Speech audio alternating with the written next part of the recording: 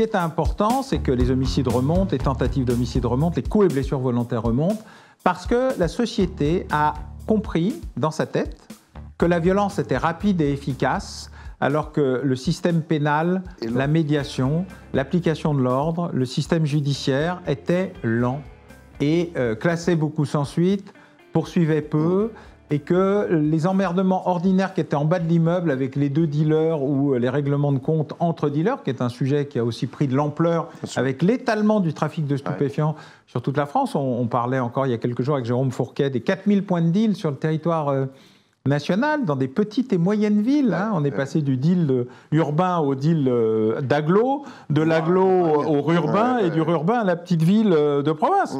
La violence est devenue un élément qui a remplacé la loi comme mécanique de traitement des conflits, que ces conflits soient criminels, et il y en a beaucoup, ou que ces conflits soient ordinaires, parce qu'on est dans une société de gens qui sont de plus en plus enragés.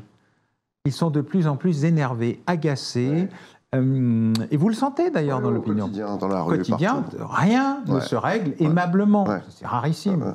Et chacun éructe une violence contenue qui a de plus en plus de mal à être traitée par les mécanismes habituels de gestion de la courtoisie, de la vie, du dialogue. Et rapidement, vous arrivez à la bagarre, au coup de couteau. Entre 1950 et 1972, on a à peu près 100 000 victimes physiques par an. Un chiffre assez bas pour 500 000 crimes et délits. Il ne se passe rien. Entre 72 et 94, les crimes et délits passent de 500 000 à presque 4 millions. Mais c'est des atteintes aux biens. C'est désagréable, mais c'est pas physique. Et puis peu à peu, on va surprotéger les biens. Prévention situationnelle, serrure NFA2P, télésurveillance, vidéosurveillance, obligations fournies très légitimement par les assureurs quand on ont marre de payer. Sauf que le petit délinquant ordinaire, entre deux sanctuaires, la maison et la voiture, se trouve dans une situation difficile. Nous allons donc décider de l'accompagner dans ce moment, en créant les téléphones portables et les distributeurs de billets. Mais qu'est-ce que ça change? C'est qu'il faut vous agresser, vous, pour vous voler.